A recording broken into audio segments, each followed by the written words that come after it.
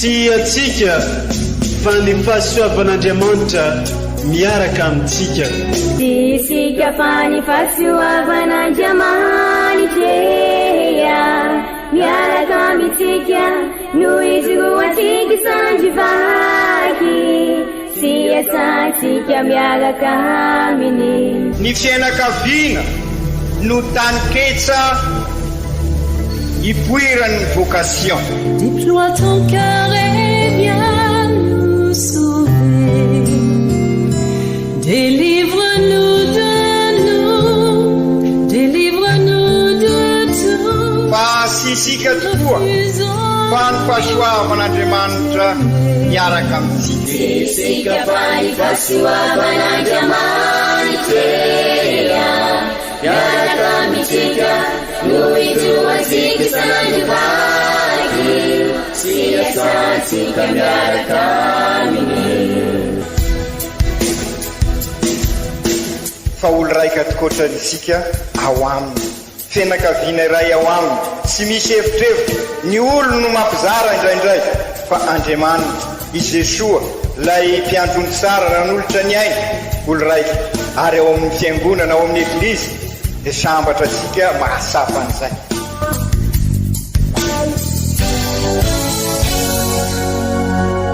Olo araiky atsika atambatry ny fanahy masina Cameroun. Olo araiky ao amin'ny Kristy. Fandaram-pampianarana iarahanao amin'ny son excellence Monseigneur Benjamin Marc Caramarson eto amin'ny radio Fagnier.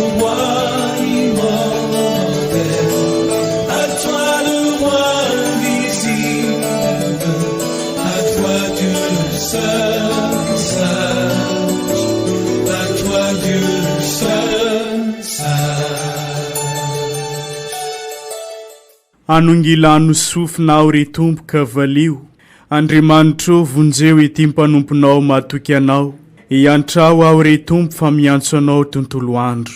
Salamo fa 5:20. Amin'ny fofeny fitiavagna no anolorana fiarabagna amintsika jiaby izay magnaraka tsy tapaka ity onjam-peon'ny radio Fagniry mamintsika ity, izay onjam-peo mamitambatra antsika ho iray sady onjam-peo mitady mandrakariva ny anitatra ny fanjakan'Andriamanitra eto amin'ity diocèse mamintsika ity. Isoranay ianao izay mankamamy sy mankafy ny fampianarana sy toritenin'ny Monseigneur Archevêque eto amin'ity onjam-peon'ny radio Fagniry ity. Toloranay fiarabagna manokana antsika eo ve jiaby tratran'izao alahady fa 20 mandavan-taona amin'ny taona be izao, izay alahady magnaraka ny fankalazagna any Masina Maria nampiakarina any an-danitra. Koa amin'izao alahady fa 20 mandavan-taona izao dia toloran'ny eglizy loha hevitra isika ny hoe i Kristy fidina, i Kristy tompoina. Ndeo renesitsika irevaky teny masina tolotry ny eglizy amintsika izay arahana fampianarana sy toriteny avy amin'ny Monseigneur Archevêque ray aman-drenitsika.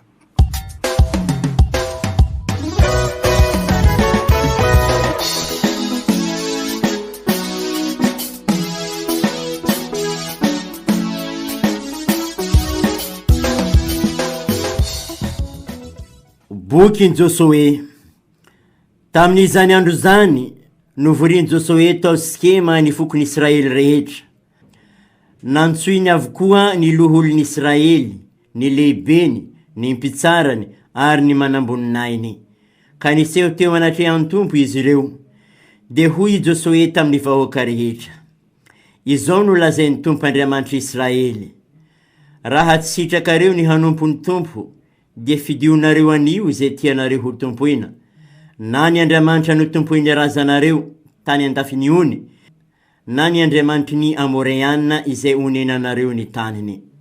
Fa raha izaho sy ny ankohona kosa dia hanompony tompo. Dia namaly ny vahoaka ka nanao hoe, lavitra anay izay handao ny tompo ka hanompo Andriamanikafa. Fa ny tompo Andriamanitra no nampiakatra atsika mba amin'ny razantsika avy tany amin'ny tany Egypte, amin'ny trano fanandevozana, ary nanao ireo fahagagana lehibe teo masika, ary niaro atsika tamin'ny lalana nalehantsika sy tamin'ny firenena rehetra nandalovantsika. Izahay koa hanompo ny tompo fahandriamantsika izy. Izany ary ny tenin'ny tompo isaorana ny Andriamanitra.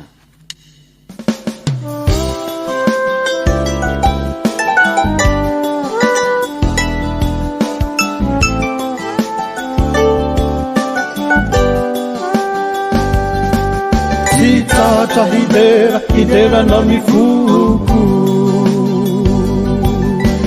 tatra hideranao ny foko, na harive na maraina, tatra hideranao ny foko, eny fahamarinanao mandraky zay, tatra hideranao ny foko, ary tsara fo ianao ka mamiko indrindra, tatra hideranao ny foko, maharavo ny asanao, tatra hideranao ny foko, mioby anao ianao ry pahary, tatra hideranao ny foko, mioby anao ianao ry mpamonjy, tatra hideranao ny foko, ary ianao panamasinanay, tatra hideranao ny foko, tsy tsahatra hideranao ny foko, tsy tsahatra hideranao ny foko, tsy tsahatra hideranao ny foko.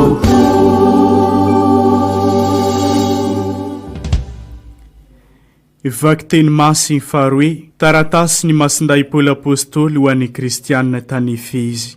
Ry kristianina havana, maaiza mifanoa ampatahorana ny Kristy, ianareo vehivavy maneke ny vadinareo toy ny anekena ny tompo, fa nilay no lohan'ny vavy tahaka any Kristy no lohan'ny eglizy izay vatany sy manana azy ho mpamonjy. Koa tahaka ny anekeny egliza ny Kristy no tsy maintsy anekeny vehivavy ny vadiny koa amin'ny zavatra rehetra.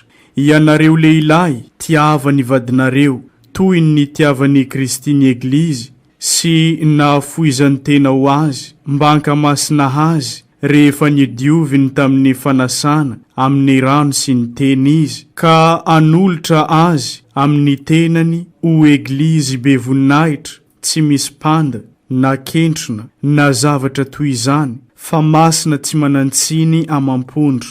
Toy izany koa no tsy maintsy tiavan'ny lehilahy ny vadiny izay tenany ihany. Koa izay tia ny vadiny dia tia ny tenany. Ny olona tsy misy mankahala ny nofiny fa mamelona sy miay azy, toy ny ataon'ny Kristy amin'ny eglizy, satria ratsambatany avy amin'ny nofiny ny amantaolany isika. Noho izany andao ny ray aman-dreny ny lehilahy ka ikambana amin'ny vadiny, dia ho nofo ray ihany izy roa. Misy zava-miafina lehibe amin'io, dia mankamaminizy Kristy sy ny eglizy no lazaiko. Izany ary ny tenin'ny tompo, isaorana ny e Andriamanitra.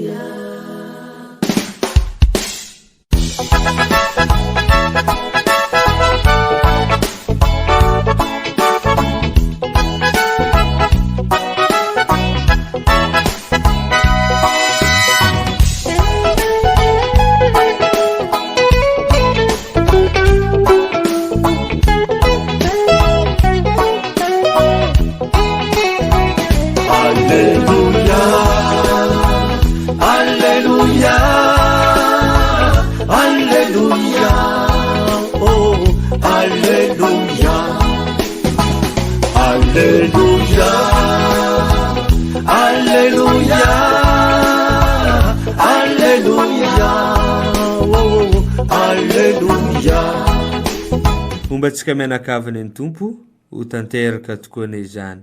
Evanjely masiny soratany Masindajoany voninahitry ny eo anao ry tompo. Tandraraiky dia naro tamin'ny mpianatry Jesoa izy koa fa nandregny ny teninazy noho nivolagna hoe sarotro eky zegny teny zegny asa mba azovy eky olo hafaka mitandregny zegny ary fantatry Jesoa tao ampony fa nignonogno tamin'izegny ny mpianany ke izy tamindreo. Manafitohigny anareo moa zegny teny zegny. Agnanakory eky anareo izy koa mahita zanak'ologno miakatra am'izay nipitrahany taloha. Ny fagnahy no mahavelogno, ny nofo tsy mahasoa oatra ninona akory. Ny teny zay fa nivolagniko taminareo dia fagnahy sy fiainana, kanefa misy tsy mino aminareo io. Fa hainy Jesoa hatramin'ny voalohany izay tsy hino sy izay amadika azy. Ary izy, izany no nivolagniko taminareo fa tsy misy mahay magnatogno zaha raha tsy namezany iray azy izany. Hatramin'izay dia maro tamin'ny mpianany no niemotro ke tsy nagnaraka azy eky. Ka hoy Jesoa tamin'ny 12 anareo koa va mba te hiala? Dia namaly Simona Pierre ke nagnano taminy hoe Tompo, hoeza moa zahay. Anao no manana ny teny fiainana mandrakizay.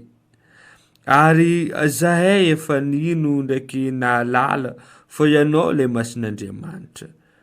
Izany ary ny tenin'ny Tompo. Terany eo anao ry Kristy.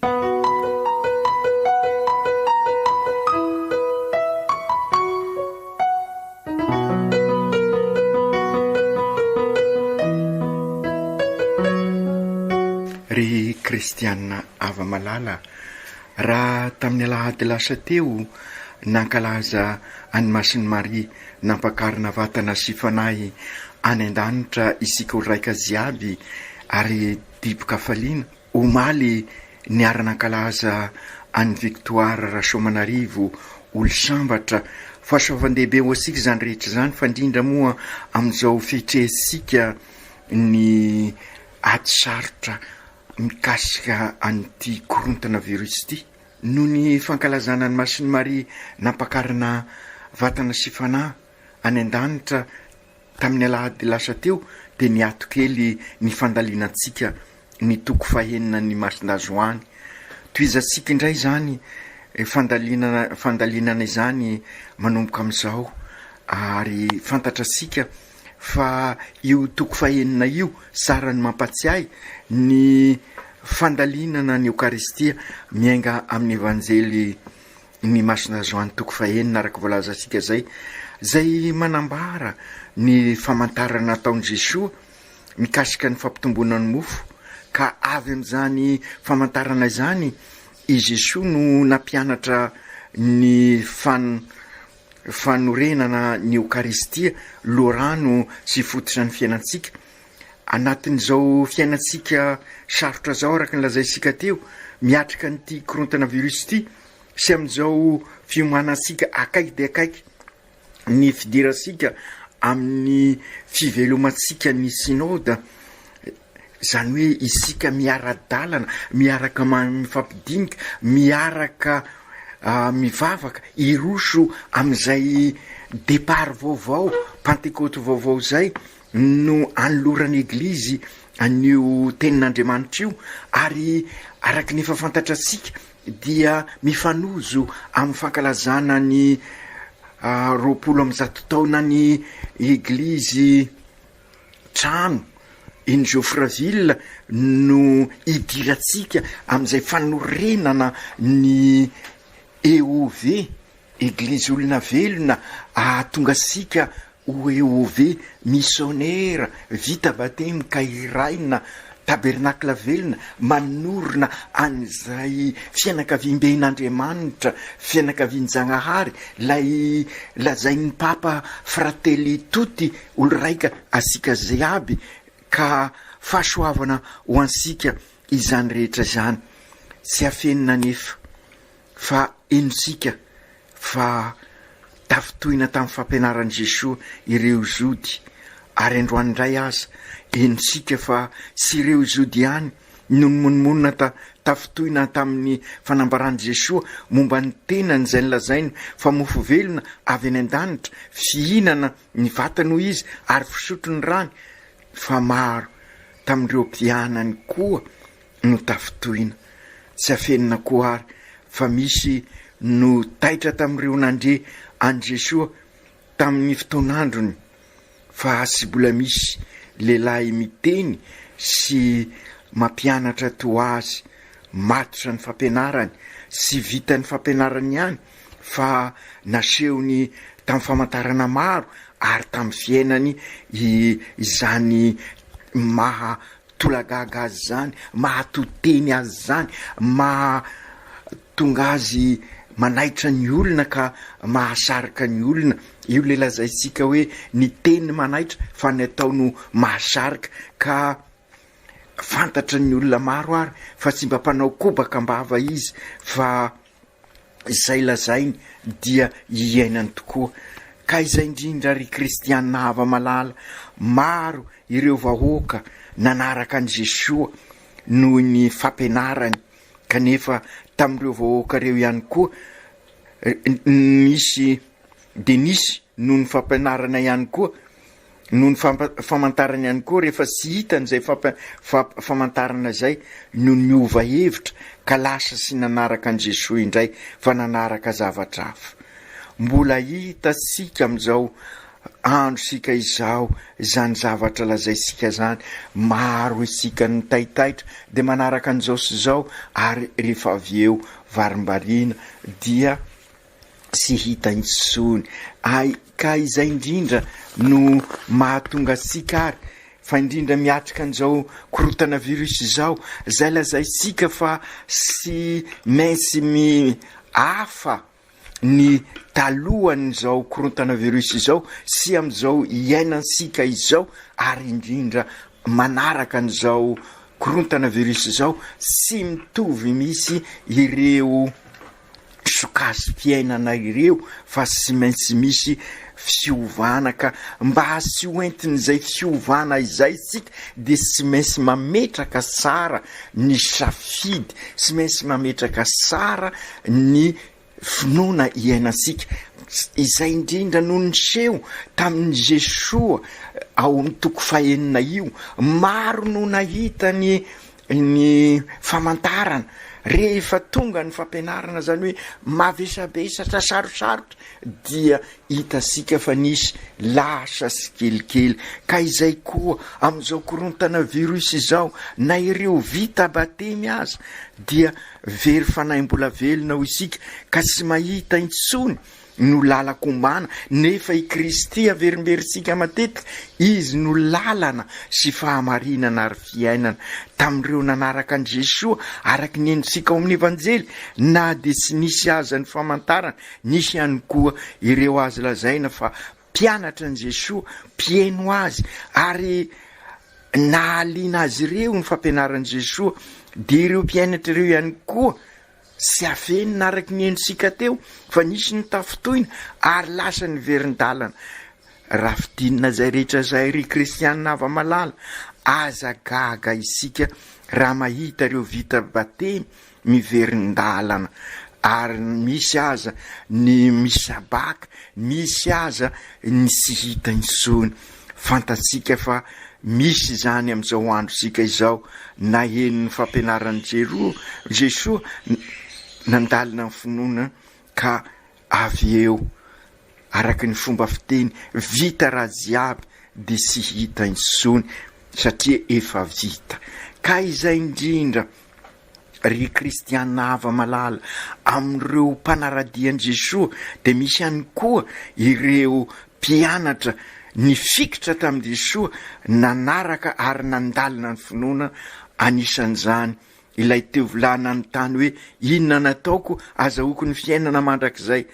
Ary fantatra sika ihany koa nefa fa io mpianatra io zay nifikitra tamin'i Jesoa ka te hiroso lanindalina koa ka rehefa nilazain'i Jesoa hoe raha te ho lavorary ianao amidio ny fanananao rehetra sy fananana ara-nofo fosiny io fa nitadiavin'i Jesoa dia ho azy izy no ivim-piainana sy ivony fiainana manontolo, zany hoe izy ny tiany sy maintsy lolaharana fantatra sika nefa fa sy tantin'ilay tovolahy zay ka lasa izy na de nalahelo azy i Jesoa.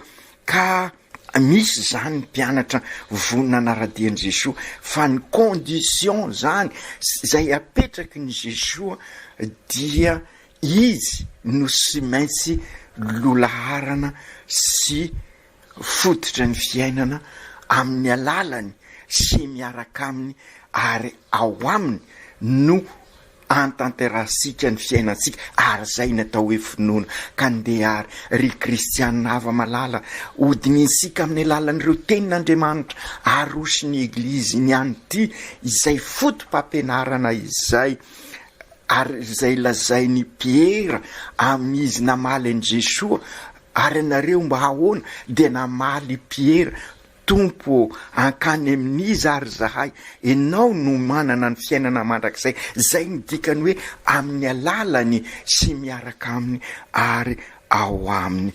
Ka ndeha araka voalaza sika teo ho alalintsika izay teniny Piera zay manambara fekempinoana ary mahatonga azy ho iray amin'ny Jesoa ary mahatonga azy anao lay départ vaovao, lay fiaingana vaovao, lay fiainana vaovao ao amin'ny Jesoa. Ary io no nantsoiny masin-dazoany zay azo lazaina fa mampiavaka nyty toko fahenina ny masin-dazoany eo no vahoaka de fantatrasika izy niala tsikelikely de avy eo nisy reo mpieno an' Jesoa zay niala tsikelikely dia avy eo nisy ny mpianatry ny Jesoa zay nisy niala ary nisy kosa ny apôstôly. Azo sika onina sara ary kristianina havana amahazava amintsika amin'izao maninona isika ao amin'ilay vavaka mikasika ny vocation, mikasika ny fiantsoan'Andriamanitra antsoina hoe apôstôly laika, zany hoe apôstôly lay nifidian'i Jesoa ao an-trano voalohany hiara-iaina aminy ary irainy ho misionera ho iraka, zany hoe nitanjona zany dia ny apôstôly antsika vita batemy jiaby ka hatonga sika ho EOV eglizy olona velona misionera vita batemy ka iraina ho tabernakla velona. Ka io indrindra ary lay départ vaovao zay irisika miatrika an'izao korontana virus zao ka mampiditra sika ny après korontana virus ka novansika izao synôda izao ahatonga sika ho apôstôly laika, ho religiozy mitondra n'ilay fitiavan'Andriamanitra, ho pretra masina sy maro araky ny vavaka ataosika. Izay indrindra no ampisehiviny ireo vakiteny telo ho isika teo ka ozeresika tsikelikely ankehitriny. Ny vakiteny voalohany dia mampasiaro ny mety ho azo lazaina ho loharan'ny fekempinoana zay hitasika nambarasika tamin'ny Piera teo. Nanavao ny fekempinoany teo anatrehany Josué hitondra ny vahoaka an'Andriamanitra any amin'ny tanina mpanantenaina ny vahoaka rehetra nanavao ny fekempinoanany izy, zany hoe mila safidy mazava ary zany indrindra no tiany eglizy ampianarina antsika amin'izao lahady sotra faraika amby roapolo mandavataona zao, mahay mifidy sady mivelona miaina an'izay safidy natao zay ary mivahatra amin'izay safidy zay ary zay fahaizasika mivahatra amin'izay safidy zay mitondra an'izay finoana velona zay nambarany ny vahoaka an'Andriamanitra teo anatrehany i Josue, ary izay no ezahsika ary ho tratrarina ihany koa amin'ny alalan'izao synôda, zany hoe miara-dalana isika rehetrarehetra tahaka ny ireo vahoaka an'Andriamanitra tany anefitra makany amin'ny tanina mpanantenaina, ka raha miara-dalana, miara-mivavaka, miaraka mandalina ny finoana, ka hahatonga sika ametraka safidy marim-potitra tsara, ka hitoetra ao am' Jesosy sika sy hitoerany ka amokatra be. Fa alohan'izay anefa, araky ny lazaisika tamin'ny valiteny nataon'ny Piera, sy mainsy mahafoy isika, ary izay no tadiavin'ny Josue tamin'ny vahoaka, ahafoy, ary indrindra koa vonina anompo, manana modely sika amin'izany. De siza fa i Masiny Maria voanankalaza isika tamin'ny alahady lasa teo, nampakarana azy vatana sy fanahy an-danitra, ary manana modely sika amin'ireo olo-masina sy olo-sambatra, ary indrindra moa omaly nomaly sika de ny voavin'ny banjina ny endriky ny olo-sambatra Victoire Somanarivo, zay hita sika fa nanana an'izay fahafoizana izay ary nanompo, ary tamin'izay natonga ny anarany hoe Anjely Mpiary ny finoana eto Madagasikara, ka natonga azy niaraka amin'ny Rafael Rafiringa nanorina ny eglizy teto Madagasikara, na dia lasa aza ireo misionera, ka izy ireo ndray no misionera teto anivon'ny ty nosy malala sika ity, ary zany ny atao hoe apôstôly laika.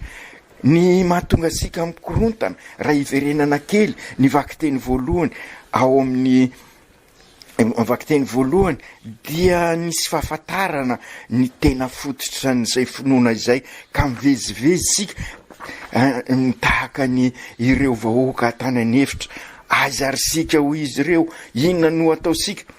Rehefa nazava ny fampianaran'ny Josue, ka nahatonga ny olona ary ny eky ary nanambara ny safidiny, izany koa ny koendresika amin'izao synôda izao, mba ahazava bebe koa amintsika ny maha kristianina katolika sika, amin'ny maha EOV missionnaire vita batemy ka iraina ho tabernakla, ka amin'izay sika anorina eglizy olona velona ary anorina eglizy tranon'Andriamanitra, ka ahatonga sika anorina an'izay fiainakavimben'Andriamanitra izay, ka anova anavao ny fifandraisasika amin'Andriamanitra, ny fifandraisasika samy olombelona, ary ny fifandraisasika amin'izay zavaboary.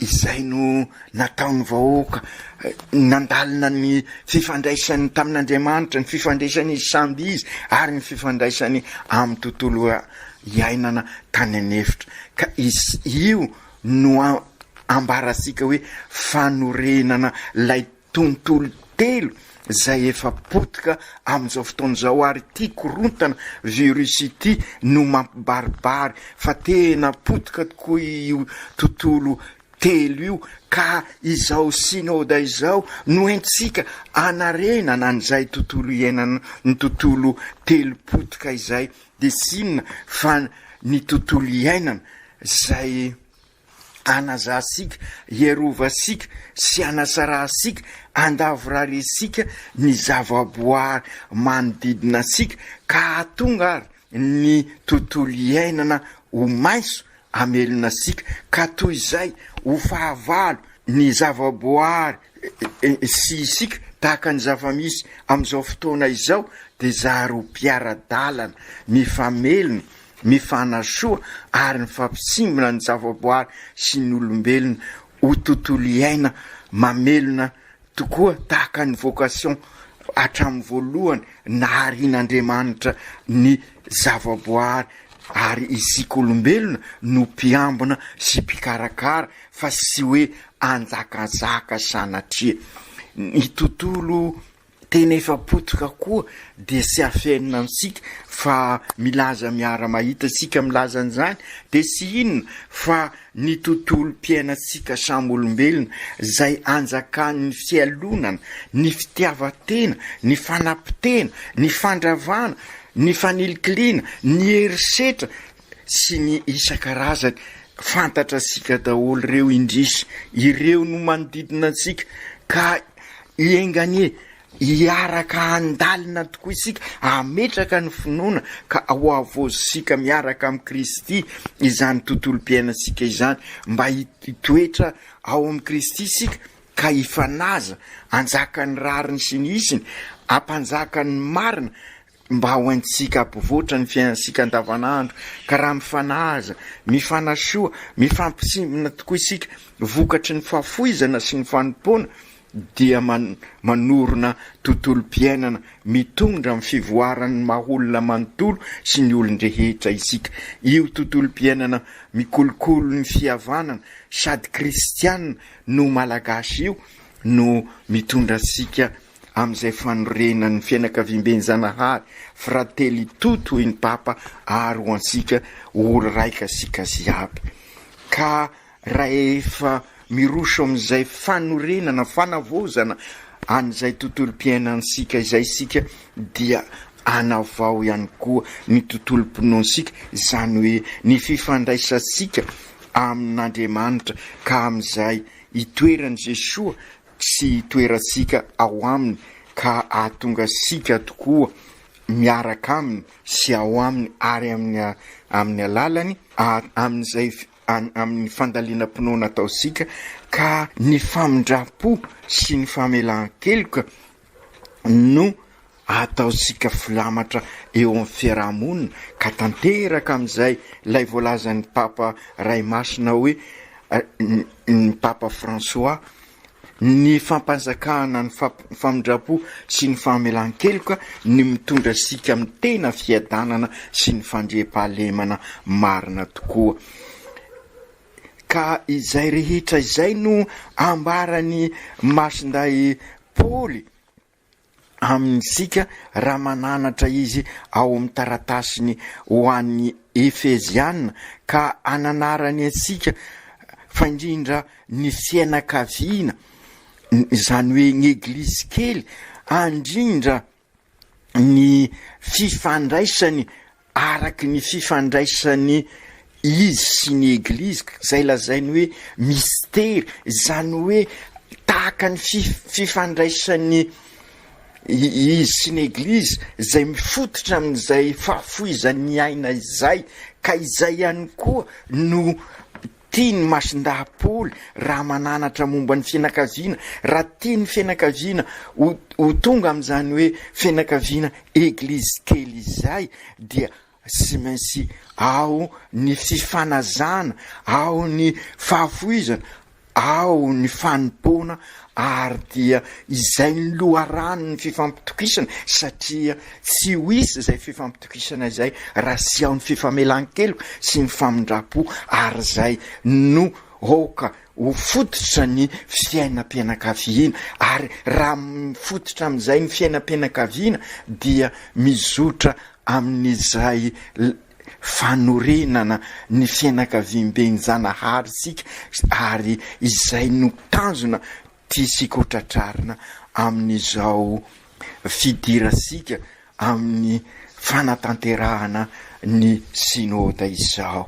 Ry Jesosy Tompo, nampianarinao anay fa ianao tokoa ny tena fiainana, maro ireo izay manodidina anao lasa nandao anao ary nalaikino izy ireo, koa ampio ary zahay mba ho tahaka ny masindahy-Piera, anambara sy amin'ny teny fosiny fa amin'ny fiainana manontolo fa ianao tokoa ny safidinay, ianao no manana ny teny mahavelona ka engane zahay ho famantarana izany teny mahavelona izany eo amin'ny fiainanay ka afanay izara amin'ny hafa izany teninao izany, ka ahatonga anay tokoa ho tena Ehove eglizy olona velona missionnaire vita batemy ka iraina manorona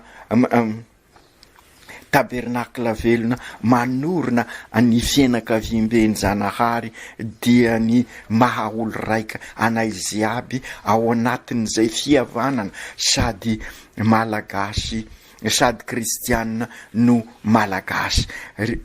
Misaotra anao izahay nanome anay any Victoire Rasoananarivo zay nankalazainay omaly kengane izy ivavako anay ry Masiny Maria reniny Jesoa ampianaro izahay ametraka any Jesoa ho eo anivo ny fiainanay sy hivo ny fiainanay kaminy lalany sy miaraka aminy ary ao aminy no anaorenanay ny fiainanay manontolo ianao ane ivavaka ho anay mba izao sinoda zay atomboka izao ane hitondra anay amin'izay fiainana maha-apôstôly laika anay eo amin'ny ataonay rehetra sy amin'ny fiainanay rehetra. Ry Masinday Josefa ray mpiaro ny eglizy manontolo arovy izahay na dia mafy aza ny fakapanay na dia mafy aza ny sedra ka afaka izoro amin'ny finoana izahay ametraka mazava ny safidy dia i Jesoa izy no fiainana ho anay ka amin'ny alalany sy miaraka aminy ary ao aminy ny no anatanteranay ny zavatra rehetra tahaka ny nataonao. Aoka tanteraka zany amin'ny anaran'ny Ray sy ny Zanaka sy ny Fanahy Masina. Amen.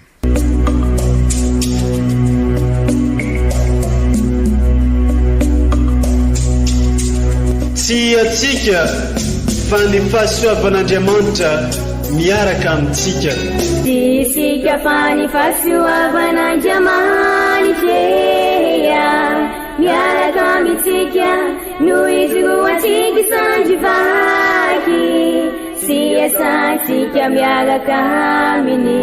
Ny fianakaviana no taniketsa ipoiran'ny vocation. Déploie ton cœur et viens nous sauver.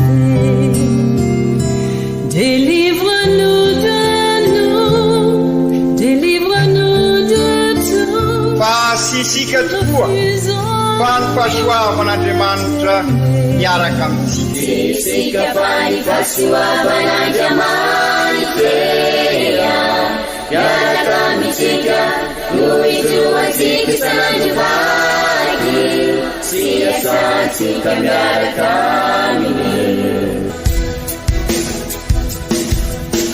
Fa olo raika tokoatranisika ao aminy fianakaviana iray ao aminy sy misy hevitrevitra ny olo no mampizara indraindray fa Andriamanitra i Jesoa lay mpiandrony tsara raha n'olotra ny aina olo raika ary ao amin'ny fiangonana ao amin'ny eglizy dia sambatra tsika mahasapa an'izay.